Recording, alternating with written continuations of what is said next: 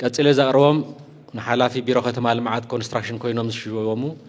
ኣይተኣለም ገብረ ወህድዮም ድልውነት ትምህርቲ ቀዳማይ ዲግሪ በመምሕዳር ህዝቢ ካልኣይ ዲግሪ በመራርሓን ሰናይ ምሕዳርን ልምዲ ስራሕ ያው ካብ ህፃንነቶም ጀሚሮም ኣብ ዕጥቃዊ ቃልሲ ዝተሳተፉ እዮም 3 ዓመት ናይ ወረዳ ዓዲ 4 ሕዚ ወረዳ ራማ ናይ ሲቪል ኢንተሊጀንስ ሓላፊ ቀፂሎም 2 ዓመት ናይ ወረዳ እንዳባፅሓማ ኮሚሳር ሓላፊ ቀፂሎም 2 ዓመት ናይ ዞባ ኣክሱም ኮሚሳር ሓላፊ እዚ ዕጥቃዊ ቃልሲ እዩ ድሕሪ ዓወት 10 ዓመት ናይ ዞባ ማእኸል ሓላፊ ፕሮፓጋንዳ ኮይኖም ኣገልጊሎም እዮም ኣብ ዞባ ምዕራብ 4 ዓመት ኣገልጊሎም 2 ዓመት ምክትል ኣመሓዳርን ሓላፊ ፕሮፓጋንዳን ኮይኖም 2 ዓመት ድማ ብዞባ ኣመሓዳሪ ብዞባ ኣመሓዳሪ 1 ዓመት እውን ማእኸላይ ዞባውን ኣገልጊሎም እዮም ቀፂሎም 4 ዓመት ሓላፊ ፕሮፓጋንዳ ህወሓት 2 ዓመት ሓላፊ ቢሮ ሃፍትማይ ኮይኖም እውን ኣብ መንግስቲ ሰሪሖም እዮም 9 ዓመት ብደረጃ ምክትል ርእሰ ምሕዳር ሓላፊ ቤት ጽሕፈት ህወሓት ኮይኖም እውን እናገልገሉ ጸኒሖም እዮም እንደገና ደግሞ በጸጥታ ምክንያት ተጀምረው የተቋረጡ የአንዳንድ ምርጫ ክልሎች ስር የሚገኙ የምርጫ ጣቢያዎች እንደነበሩ ገልጬ ነበረ በዚህ መሰረት መኮሳቺ እና መኮሳችን በተመለከተ አሁንም ያው ችግሩ ስላለ የተደረገ የቀጠለ ነገር የለም ቢሎኖፓም እንደዚሁ በተመሳሳይ ስለዚህ ቦርዱ በቀጣይ ሁኔታዎች ተመቻችተው ድምጽ የሚሰጥበትን ሁኔታ በነገው ዕለት ለማድረግ ወስኗል በቀርሳ የተለየ የሴኩሪቲ ለውጥ ስለሌለ በዛው ባለበት ይቆያል ኩታበርን በተመለከተ ከነበሩት 19 በኩታበር ምርጫ ክልል ከነበሩት 19 ምርጫ ጣቢያዎች ውስጥ 4ቱ ብቻ እንዲሁ ሲቀሩ 15ቱ ላይ ድምጽ መስጠት ተችሏል ድምጽ መስጠት የሚያስችል ሁኔታ ስለተፈጠረ ሂደቱ ቀጥሎ 4ቱ ምርጫ ጣቢያዎች ብቻ ሲቀሩ በ15ቱ ምርጫ ጣቢያዎች ቀጥሏል ማለት ነው እንግዲህ ከዚህ ሌላ በቡርጂ ምርጫ ጣቢያ አስፈጻሚዎች ራሳቸው በምርጫ ጣቢያ ምልክት ያደረጉ ድምጽ መስጫም ወረቀት ላይ ምልክት ያደረጉ ድምጽ ሲሰጡ ስለተገኙ የምርጫ ጣቢያ ሙሉ በሙሉ እንዲዘጋ ቦርዱ ወስኖ ዘግቷል ቀጥልና ናብ ካሊእ ዝቅጥል ስመትና እንቅጥል ያኔ ላይ ተራፈ ጉባኤ በዝርዝር ተሐላፍነት ዝሸወሙኑ ቦታና ዝርዝርኮ ኸይዴ አይተ አማኑኤል አሰፋ ንምክትል ፕሬዚዳንት ብሔራዊ ክልላዊ መንግስት ትግራይን ሓላፊ ቢሮ ፍትሕን ኮይኖም ክሽየሙ ዘቕርቦም አይተ አማኑኤል አሰፋ እዮም ትምህርቲ ድልውነት ቀዳማይ ዲግሪ ብሕጊ ማስተርስ ዲግሪ ብሕግታት ታክስን ኢንቨስትመንትን ዲፕሎማ ብስርዓት ምምሃር ምስትምሃር ላዕለዎት ትካላት ትምህርቲ ስራሕ ልምዲ ንልዕሊ 20 ዓመት ኣብ ዝተፈላለዩ ህዝባውን መንግስታውን ትካላት ዝሰርሑን ዘገልግሉን ኮይኖም ካብ ሰነ 1990 ክሳብ መስከረም 1994 ዓ.ም ኣባል ሰራዊት ሓይልታት ምክልኻል ሃገር ካብ መስከረም 2003 ዓ.ም መተሓባበሪ ውዳበታት ዩኒቨርሲቲ ኣዲስ ኣበባ ካብ መስከረም 2003 ክሳብ ታሕሳስ 2009 ዓ.ም ናይ ሕጊ መምህር ኣብ ዩኒቨርሲቲ ጎንደር ዓዲግራት መቐለን ታሕሳስ 2009 ክሳብ ታሕሳስ 2010 ዓ.ም ምክትል ፕሬዚደንት ላዕለዋይ ቤት ፍርዲ ብሔራዊ ክልላዊ መንግስቲ ትግራይ ካብ ታሕሳስ 2010 ክሳብ ጥቅምቲ 2013 ዓ.ም ሓላፊ ቢሮ ፍትሒ ብሔራዊ ክልላዊ መንግስቲ ትግራይ ካብ ሓምለ 2013 ክሳብ መጋቢት 2015 ዓ.ም ኣማኻሪ ሕጊ ፕሬዚደንት ብሔራዊ ክልላዊ መንግስቲ ትግራይ ካብ መጋቢት 2015 ክሳብ ጥቅምቲ 2016 ዓ.ም ቺፍ ካቢኔ ሰክሬታሪያት ጊዜያዊ ምሕዳር ትግራይ ካብ ጥቅምቲ 2016 ክሳብ 2017 ዓ.ም ኣቀባሊ ቃል ህዝባዊ ወያነ ሓርነት ትግራይ ካብ ሚያዝያ 2017 ክሳብ ሕዚ ምክትል ፕሬዚደንትን ሓላፊ ቢሮ ልምዓት ከተማን ኮንስትራክሽንን ኮይኖም ዝሰርሑን ኣብ ውሽጥን ወፃእን ዝተፈላለዩ ናይ ኣመራርሓ ስልጠናታት ብምውሳድ ዓቕሞም ዝዕበዩን ኮይኖም ስርሖምን ስነ ምግባሮምን ዝተመስገኑ እዮም። ቀፂለ ዘቕርቦ ንሓላፊ ቢሮ ማይን ኤነርጂን ኮይኖም ዝሽወሙ ኣይተ ተኽላይ ገብረመድህን ኣባ እዩ። ድልውነት ትምህርቲ ካልኣይ ዲግሪ ብናይ ከተማ ማኔጅመንት ስራሕ ልምዲ ብመሪሕነት ኣብ ብርክት ዝበሉ ሓላፍነታት ን18 ዓመታት ኣገልጊሎም እዮም። ኣብ ወረዳ ምክትል ወረዳ ኮይኖም ኣብ ክልተ ውልዓሎ ናይ ከተማ ውቅሮ ከንቲባ ኮይኖም ኣገልጊሎም ኣብ ዞባታት ከተማ ልምዓት ሓላፊ ዞባ ምራቅ ኮይኖም ሓላፊ ውድብ ቤት ጽሕፈት ዞባ ማእኸል ኮይኖም ሓላፊ ውድብ ቤት ጽሕፈት ዞባ ሰሜን ምዕራብ ኮይኖም ዋና ኣመሓዳሪ ዞባ ሰሜን ምዕራብ ኮይኖም ዋና ኣመሓዳሪ ዞባ ምዕራብን ኮይኖም ካብ ቀርባ ጀሚሩ ድማ ሓላፊ ቢሮ ማይን ኤነርጂን ካብ ሓምለ 2017 ጀሚሮም ሓላፊ ቢሮ ማይን ኤነርጂን ኮይኖም እናገልገሉ ዝርከቡ እዮም። ቀፂለ ዘቕርቦም ንሓላፊ ቢሮ ትምህርቲ ኮይኖም ዝሽወሙ ዶክተር ኪሮስ ጉዕሽ እዮም። ያው ብርኪ ትምህርቲ PhD ያው ዶክተሬት ብኬሚስትሪ ስራሕ ልምዲ ተሓባባሪ ፕሮፌሰር ኮይኖም ኣብዚ ያው በቲ ዝተምሃርዎ ሙያ ኬሚስትሪ ላዕለዋይ ተመራማርን ብርክት ዝበሉ ስራሕቲ ምርምርን ኣብ ዓለም ለኸ ናይ ሳይንስ መጽሔታት እውን ምርምሮም ሕኪሞም እዮም። ብድምር ኣብ ዝሓለፉ 20 ዓመታት ኣብ ተፈላለዩ ላዕለዎት ትካላት ትምህርቲ ኢትዮጵያ ብሓላፊ ክፍሊ ትምህርቲ ኮሌጅ ዲን ኣካዳሚ ምክትል ፕሬዚደንት ተጠባባቂ ፕሬዚደንት ኮይኖም ዝሰርሑን ኣብ ዝመርሕዎ ትካል ጥራሕ እንተይኮነስ ኣብ ዕብየት ትካላት ላዕለዎት ትምህርቲ ናይ ባዕሎም ኣስተዋፅኦ ዘበርከቱ እዮም። ካብ 2015 ዓ.ም ጀሚሮም ንዝሓለፉ 3 ዓማውቲ ድማ ቢሮ ትምህርቲ ትግራይ እንዳመርሑ ይርከቡ። ቀፂለ ዘቕርቦም ንሓላፊ ቢሮ መሬት ኮይኖም ዝሽየሙ እዮም። ዶክተር ፍሳህ ሃፍተፅዮን ናይ ትምህርቲ ድልውነት ብፌደራሊዝም ናይ ዶክተሬት ዲግሪ ብመጽናዕቲ ሰላምን ድሕነትን ናይ ማስተርስ ዲግሪ ብፌደራሊዝም ናይ ፈታሕቲ ሓጎንፅን ናይ ድሕረ ምረቓ ዲፕሎማን ብሕጊ ድማ ናይ መጀመርያ ዲግሪ ዘለዎም እዮም። ኣገልግሎት ካብ 2000 ዓ.ም ክሳብ 2006 ዓ.ም ኣብ ዩኒቨርሲቲ ጎንደር መምህር ሕግን ምክትል ዲንን ከምኡ እውን ኣብ ደቡብ ኣፍሪካን ስዊዘርላንድን ዓለም ለኸ ትካላት ናይ ምርምር ተመክሮ ዘለዎም ኮይኖም ክሰርሑ ፀንሑ እዮም። ካብ 2007 ዓ.ም ክሳብ 2010 ዓ.ም ድማ ኣብ ማእኸል መጽናዕትን ምርምርን ፖሊሲ ኢትዮጵያ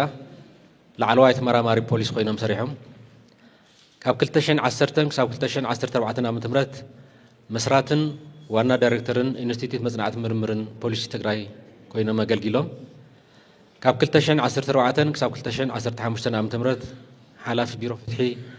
ትግራይ ኮይኖም ሰሪሖም ካብ 2015 ክሳብ 2017 ዓ.ም ድማ ሓላፊ ማእኸል መጽናዕትን ምርምርን ፖሊሲ ህወሓት ብምዃን ሰሪሖም ብተወሳኺ ኣብ ጥቅምቲ 2015 ዓ.ም ኣባል ጉጅለ ዘተሰለም ትግራይ ብምዃን ኣብ ስምዕ ዶማል ተጻብኦ ስምዕ ፕሪቶሪያ ኣባል ኮይኖም ጃሞም ዘበርከቱ እዮም። ካብ ሚያዝያ 2017 ዓ.ም ጀሚሮም ቢሮ ምሕዳር ኣጠቓቕማን መሬት ትግራይ እናመርሑ ዝርከቡ እዮም። እንግዲህ በዚህ ሂደት የተመዘገቡት እስከ 2 ሰዓት ድረስ በመጣው መረጃ ያው እንግዲህ ከየሩቅ ቦታ ነው መረጃ የምንሰበስበው። ጠዋት በነበረው የጋዜጣ መግለጫ ለመስጠትና ለመግለጽ እንደሞከርኩት ለምሳሌ በሰዳል በዘልማም በነዚህ አካባቢዎች የምንድነው የስልክ ግንኙነት የኢንተርኔት ወይም የኔትወርክ ግንኙነት ስለሌለ እነሱ አካባቢዎች ለምሳሌ ገና ውጤቱ አልተሰበሰበም። አንዳንድ ቦታዎች ላይ ውጤት ያልተሰበሰቡበት እንዳሉ ሆነው እስከ 2 ሰዓት ድረስ እስከ ምሽቱ 2 ሰዓት ድረስ በነበረን ዳታ ወደ 40 ሚሊዮን መራጮች ድምጽ ሰጥተዋል።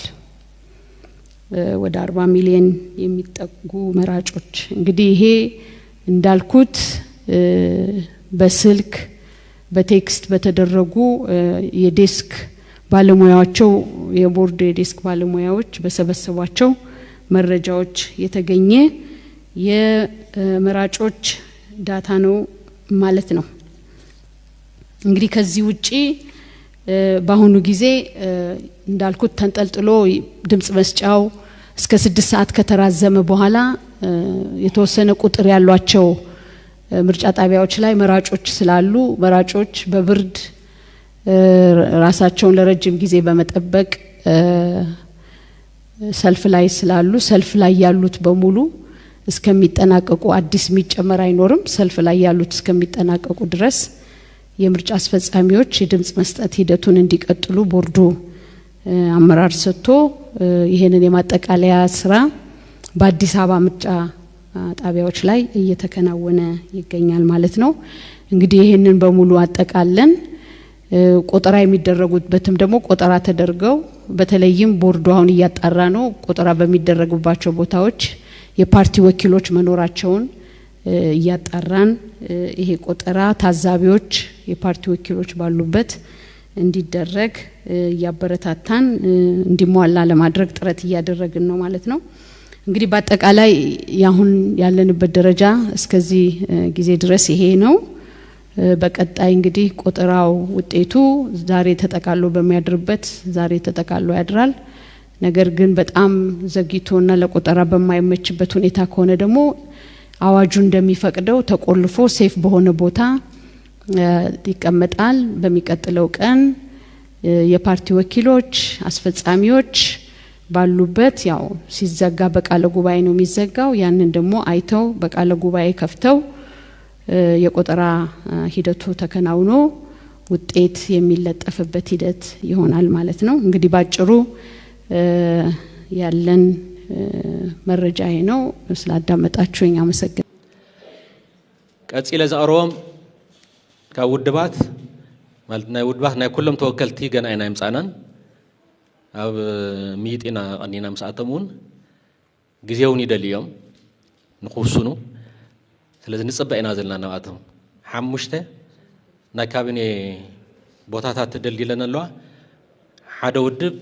ሙሉእ ምርዳእ ስለ ዝተገብረ ንሽመት ሕዚ ይቐርብ ኣለኹ ሕጹይ በዚ መሰረት ንሓላፊ ቢሮ ባህልን ቱሪዝምን ክመርሑ ዝሓጸፎም ኣይተዶሪ ኣስገዶም ተስፋይ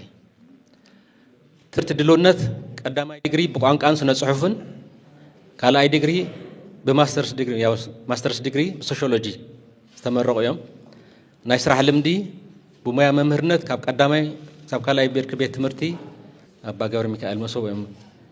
መቐለ እዩ ካልኣይ ፈጻሚ ዳይሬክተር ሕብረ ልምዓት ኢሮፕ ብምዃን 1 ዓመት ሰሪሖም ላዕለዋይ መኮንን ርክብ ህዝቢ ቢሮ ጸጥታን ምምሕዳርን ክልል ትግራይ 3 ዓመት ሰሪሖም መተሓባበሪ ጉጅለ ዜና ፕሮግራም ኢሮፕ ብምዃን ን3 ዓመት ኣብ መራክብቲ ሓፋሽ ትግራይ ኣገልጊሎም ኣብ ወንበር ዓሲምባ ዲሞክራሲያዊ ፓርቲ ብምዃን 6 ዓመት ሳብ ሕዚ እናመርሑ ዝርከቡ እዮም። ናይቶም ካልኦት ውድባት ኣብ ቀጻሊ ክነቕርብ ኢና ውሳነ ናይ ቤት ምኽሪ ግን ክልየና እዩ ኣብ ከይዲ እናተረዳድኣና ብዝኽና ቁፅሪ ናብ ሓላፍነቶም ከኣቱ ውክልና ንፕሬዚደንት ክወሃብ ሓትት ሓንቲ ቢሮ እውን ኣላትና ካብተን ናይ ውድባት ናይ ጸጥታ ካብ ሰራዊት ነምፂና ኢልና ሳውን ኣብ ቀጻሊ ክትርአ ማለት መዲብና ነስርሕ ኢና ግን ኣብ ቀጻሊ ዞባ ማሕደርቲ ማሕዳሪ ዞባ ሰሜን ምዕራብ ኣይተወልደ ኣብርሃ ገብረ ጻድቅ ናይ ትምህርቲ ድልውነት ቀዳማይ ዲግሪ ናይ ገጠር ልምዓት ካልኣይ ዲግሪ ማስተርስ ያው ካልኣይ ዲግሪ ናብ ቢዝነስ ምምሕዳር ቢዝነስ ኣድሚኒስትሬሽን ስራሕ ልምዲ ብርክት ዝበለ ናይ ስራሕ ልምዲ ኣለዎም ካብ ጣብያ በዓል ሞያ ጀሚሮም እዮም በመራርሓ ደረጃ ወረዳ ዶቅ ዓተንቤን ወረዳ ሊግ መንእሰይ ሓላፊ ነይሮም ወረዳ ማይን ኣብ ወረዳውን ማይን ማዕድን ኤነርጂ ቤት ጽሕፈት ሓላፊ ኮይኖም ኣብ ወረዳ ክልተ ውላዕሎ ናይ ወረዳ መሬት ምምሕዳር ዴስክ ሓላፊ ነይሮም ወረዳ ምክትል ኣመሓዳርን ሓላፊ ቤት ጽሕፈት ማይ ሃፍትን ኮይኖም ኣገልጊሎም ወረዳ ሕወሓት ቤት ጽሕፈት ሓላፊን ኮይኖም ኣገልጊሎም ወረዳ ምክትል ኣመሓዳርን ሓላፊ ሕርሻ ገጠር ልምዓትን ኮይኖም ኣመሓዲሮም ቀጺሎም ወረዳ ዋና ኣመሓደር ኮይኖም ኣገልጊሎም ብዞባ ደረጃ ኣብ ዞባ ምዕራብ ምክትል ዞባ ኣመሓዳርን ሓላፊ ከተማ ልምዓትን ኮይኖም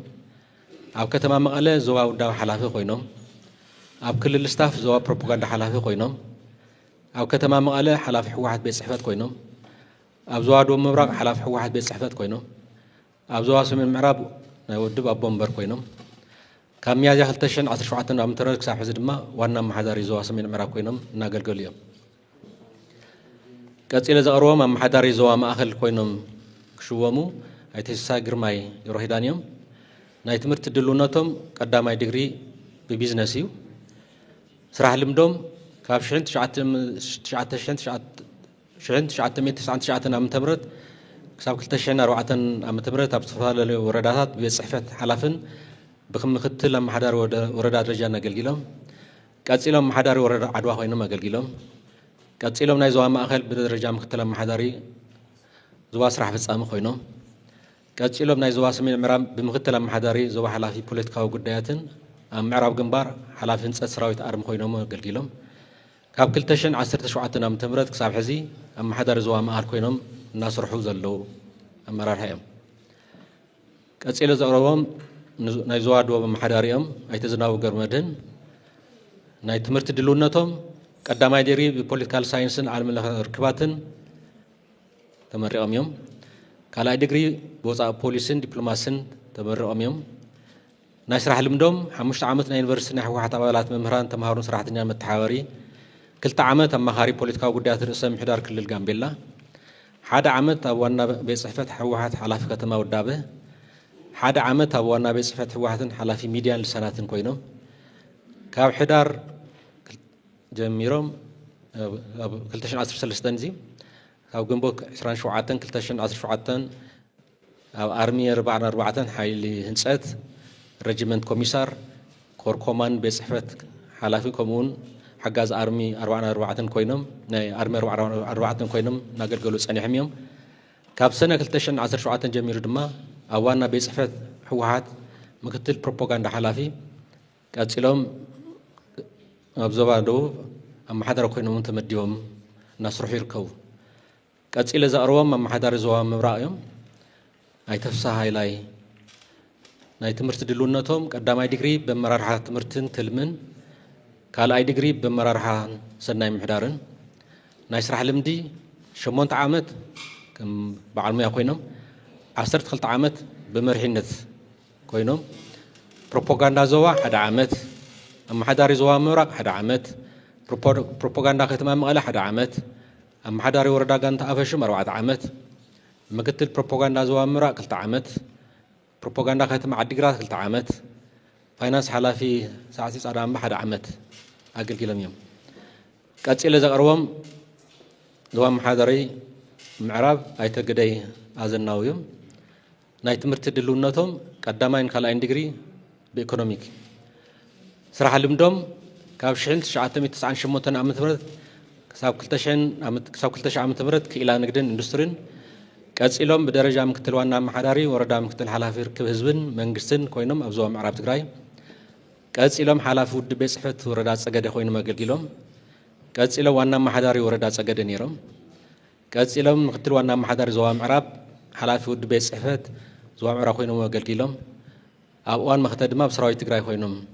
መኪቶም ሕዚ ኣመሓዳሪ ዞባ ምዕራብ ኮይኖም ከገልግሉ ማለት እናገልግሉ እዮም ዘለዉ ከገልግሉ ክሽወሙ ቀሪቦም ኣለኹ ቀፂለ ዘቕርቦም ኣመሓዳሪ ደቡብ ምብራቕ እዮም ኣይተከላሊ ሓጋዝ ተኽሉ ናይ ትምህርቲ ድልውነቶም ብቢዝነስ ምምሕዳር ማስተርስ ኣለዎም ናይ ስራሕ ልምዶም ካብ 1997 ዓመተ ምህረት ን7 ዓመታት ብሕርሻ ክኢላ ወረዳ ሰሓርቲ ሳምረ ሰሪሖም ቀፂሎም ን2 ዓመታት ሓላፊ ቤት ጽሕፈት ማይ ሃፍቲ ወረዳ ሰሓርቲ ሳምረ ሰሪሖም ቀፂሎም ን6 ዓመታት ኣብ ወረዳታት ሕንጣሎ ዋጅራት እንደርታ ቃፍታ ሕሞራ ብዋና ኣመሓዳሪ ኮይኖም ኣገልጊሎም ካብ 2013 ክሳብ 2017 ዓመተ ምህረት ኣብ ዞባታት ደቡብ ምብራቕን ሰሜን ምዕራብን ብምክትል ኣመሓዳሪ ዞባ ተመዲቦም እናገልገሉ ጸኒሖም እዮም ካብ ሰነ 2017 ክሳብ ሕዚ ኣብ ዞባ ደቡብ ምብራቕ ዋና ኣመሓዳሪ ኮይኖም ኣብ ምግልጋል እውን ይርከቡ ይቕኒየሊ ድምፅን ቃለ መሓላን ክንኣቱ ኢና ንቐደም ግን ኣብቶም ሰባት ዝለዓል ርእቶታት ሓሳባት ሃልዮፍቶም ዝቐረቡ ያው ሓቋፉ ምዃኑ ካብ ምሁራን ካፍቶም ነበራት ኣመራርሓና ኢሉ እውን ካፍቶም ተቃወምቲ ውድባት ብጣዕሚ ጽቡቕ ኢለ ወሲደ ግን ድማ ዝቐሪ ኣሎ በቃ ስለ ህልውና ትግራይ ብዙሕ ላዕልን ታሕትን ዝብል ውድባት እውን ከም ዘለዉ እዚ እውን ኣብ ግምት ብምእታው ያው ፕሬዚደንት ዝበልዎን ወሲደይ ኣብቲ ናይ ማእከላዊ ኮሚቴ ኣኸባ ዝነበረ ኣክሱም ውጥም ቅልቅል ዝብል ሓሳብ ነይሩ ኣብ ማሕበራዊ ሚድያ ኣብ ፌስቡክ ዝጥቃዕ ኣፈላላይ ዝመስል ነይሩ ሕዚ ሓደ ኮይና ኣብዚ ምርካብና ድማ እፎየ ለብል እዩ ንህዝቢ ትግራይ እፎየ ለብል ካቢኔሲ ዓቕሚ ድምር ዓቕሚ ተናፀለ ይኾነን ናይቲ ሓደ ክፍተት ሓደ ይሽፍን ሕዚ ከዓ ሓድሽ ኣብ ዝሓለፈ ዓመታት 3 ዓመት ኣብ ኩናትን ስታኢና ነርና ኣብ ግዜያዊ ኢና ነርና ሕዚ ከም ሓድሽ ተመሊስና ኢና ናብ ሃይልና ንጅምር ዘለና ዝወሪእቶ ኣለኒ ማለት ክንግምግሞም ተና ኣብዚ ናይ ግዜያዊ እንዲና ክንግምግም ከም ሕወሓት ተገምገመ ክህሉ እዩ ከም መንግስቲ እውን ክግምገም እዩ ኣነ ግን እዞም ቀሪቦም ዘለዉ ብተወሰነ ናይ ልምዲ ናይ ተመኩረን ሓደ ርእቶ ይደሊ እየ ብድምር ግን መፈተኒ እዩ ኣፈፃፅማ ዝረአ ጉለት ድማ ብካቢነ ናብ ዓርሱ እኒሀ ብውድቡን ክህሉ እዩ ከም ቤት ምክሪ ድማ ተጣይሹ ዘሎ ቤት ምክሪ ቆምቲ ኮሚቴታት ሓደ ስርሑ ንዞም ቢሮታት እዞም ኤጀንሲታት እዞም ኮሚሽናት ምግምጋም እዩ ገምጊሙ መደብ ገምገምና ኒና ኣብ መደብ ስለ ዘይነበርና ማለት እዩ ዝዕቀን ሰብ ከዓ ብገምጋሚ ብመደብ እዩ ብተግባር ማለት እዩ ስለዚ ብተግባር ዓቂና እንድሕር ለያ ኮይኑ እንድሕር ረኺብናሉ ክፍተት ማለት ናይ ዓቕሚ ፀገም ክህሉ እዩ ብተግባር ዘፀግም ነገር ተሃሊ ግን ፀብፃም ትቐርብ ናይ ሕድሕድ ሰክተት ፀብፃም ትቐርብ ርእቶ ክንህብ ኢና ካልኣይ እተን ዘይተዋሃበን ዘሎ 6 ይኹን 5 ንሕና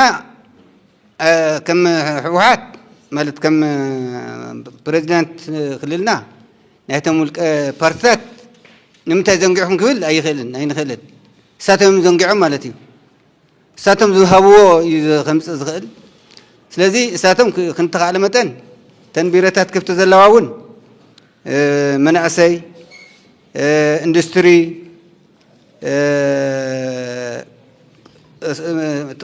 ትራንስፖርትን መጓዓዝያን ትራንስፖርትን ያውቲ ናይ ፀጥታን ምሕዳር እውን ስኳ ክዝንጋዕ ይነበረን ኣብ ኢድና እዩ መስለኒ ምናልባት ክክል ኣይኮነን ሕዚ ክሽዮም ይግብኦ ነይሩ ምስ ዘሎ ኩነታት ዝኾነ እውን ኣይኮነን ግን ክንተኻእለ መጠን ካብ ብውክልና ብቐጥታ ኣትዮም ዘሰርሕሉ ኩነታት ተዝኸውን ዝብል ርእቶ ኣለና ቀሊል ኣይኮነን ማለት ብምክትላት ክሰርሕ ይኽእል እዩ ግን ትርጉሙ እውን እሳቶም ኣትዮም ኣብ ስራሕ ምእታው ብጣዕሚ ኣገዳሲ እዩ ሕድሕድ ሰብ ዝለዓል ዘሎ ሕድሕዱ ተራእዩ ሕድሕዱ ማለት እዩ ቤት ምክሪ ተመረፀ ቤት ምክሪ ዝበዓሉ ሕወሓት ብዝለዓለ ደረጃ ብድምፂ ህዝቢ ትግራይ ዝሰዓረሉ መንግስቲ ዘጣየሽ እውን ሕወሓት እዩ ናይ ሕወሓት እዩ 30 ከሚእቲ ገለመለ ዝተባሃለ ባዕሉቲ ቦታ ናይ ሕወሓት እዩ ዝኾነ ውድብ ናተ እዩ ክብለ ይኽእልን ሕወሓት ቀኒሱ እዩ ዘብል ዘሎ ናትኩም ውሳነ እውን ተድልያ ዝበልና ይኹን እዚ እዚ ቤት ምክሪ እዚ ክውስን ኣሎ መር ሓላፍነት 100 ናህና እዩ ዝኾነ ውድብ እንተ ዝኣቱ ተጥፊኡ ትውድበ ይንሓትት ሕወሓት እዩ ዝሕተት ሕወሓት ያው ቤት ምክሪ እቲ በዓሉ ተፈፃሚ ስለ ዝመርሕ ንባዕሉ ክሓቶ እዩ ኣብ ስራሕ መፅኻ እኒኻ ስራሕ ክትሰርሕ እምበር ተበላሸ ኮንካ ክብል ማለት እዩ ሓላፍነት ግን ናይ ሕወሓት እዩ ናይ ሕወሓት መንግስቲ እዩ እዚ ስለዚ ካብቲ ግዛዕ ናይ ንውፅእ ዝኾነ ፈፃሚ ኣይኮነ ነጣይሽ ዘለና 100 ናይ ሕወሓት ዝኾነ ሕዚ ግን ምስቲ ዘሎ ኩነታት ነቲ ፖለቲካና እውን ዝጠቅም ወላ ብድምፂ ስዒሮም የምፅኡ እምበር ባይቶና ጥራሕ እኮ እዩ ዘሎ በቲ ዝሓለፈ መረፃ ኣባል ቤት ምክሪ ኣባል ናይታ ፈፃሚ ክንገብሮ ንኽእል ካብኣቶ ጊስና እውን ንባይቶና እዩ ሕዚ ግን ባይቶና ጥራሕ ኣይኮነን እቶም ናይ መኸተ ካልኦት ውድባት የልና ኣለና 4 ውድባት እኒኦም ባዕሎም ክመፁና እዮም 4 ውድባት እሺ እውን ኢሎም እዮም أو يكون نبعلهم جن كما يطول لهم وشتهم مالتي كستود وستوخلوا لهم نسي إمبارح يقولون ما جزيز وصل يكون نسي جزيز كي وصل استهلا جزيز وصل يكون لو ممكن تودي أمو ينابزين أرو يلنا نبر كما سيمكم يري واقع مزلوا ساتمون بعلهم لو مس بحسك ما تسيحوا اليوم مالتي سلز جزيز كم زوج سرقنا نوصل نحنا ونت مالكو إنا أفتخيد سلز مرنا إنا بيلنا نزي أخنا ركب نزانا يبيت مخرنبر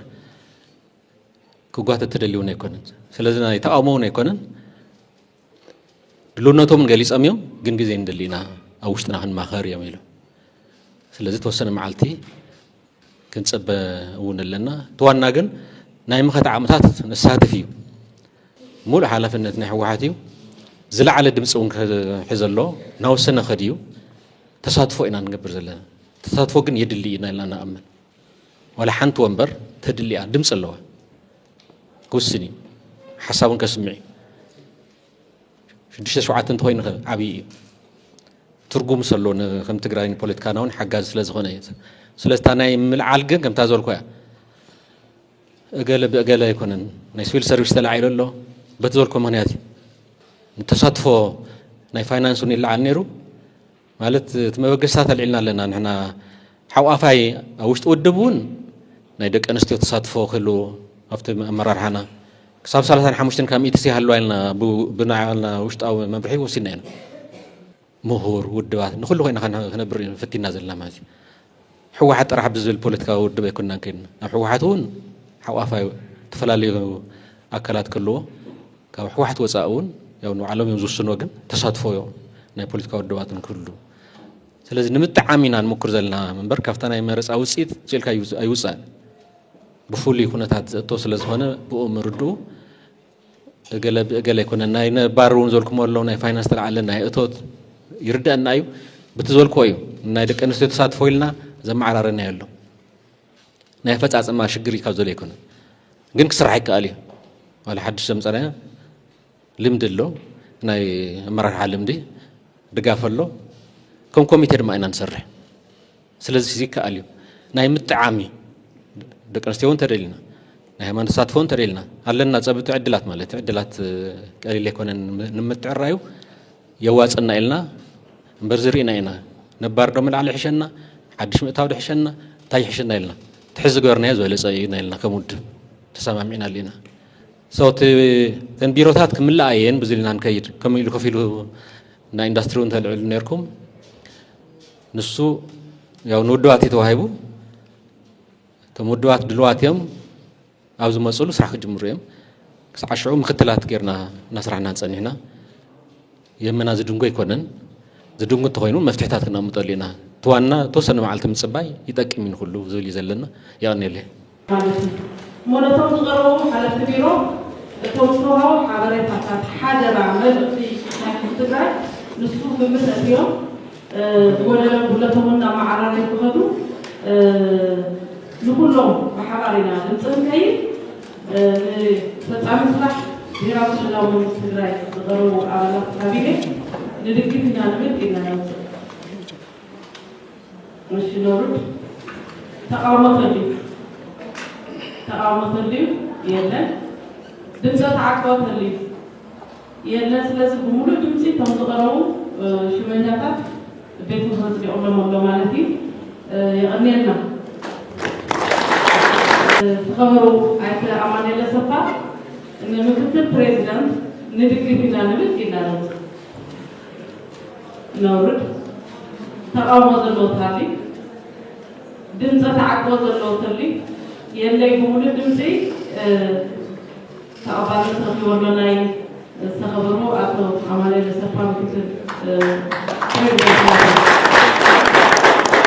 زوم تقرأوا تمساسات زوم حدثون تناهي تستوعبوا حدا قبل متأكد تمزجوا لنا كله لذا قبل متأكد نقع شمتهم نقبلنا نمت إذا نورد تقاموا زلنا هذه يلا دمسة تعقوا زلوا تلي يلا سلاز بمولو دمسي نازواتكم صليون أنا أماني لصفا أبز علة زي أو كدمي بيت مخرق قريبة أبز علة زي أو كدمي بيت مخرق قريبة مكتل بريزيدنت بيراو كلاو منجست تقراي كوينة مكتل بريزيدنت بيراو كلاو منجست تقراي كوينة أنت شيم نحق منجستي تأمان بمخان نحق منجستي تأمان بمخان كم منجستن هزبن إزخلل استوهابن حلافنت كم منجستن هزبن إزخلل استوهابن حلافنت بغنعنان بوفينتن كمون حقن سرعة مسارات بمقبار سرحين مفتسام قالاتو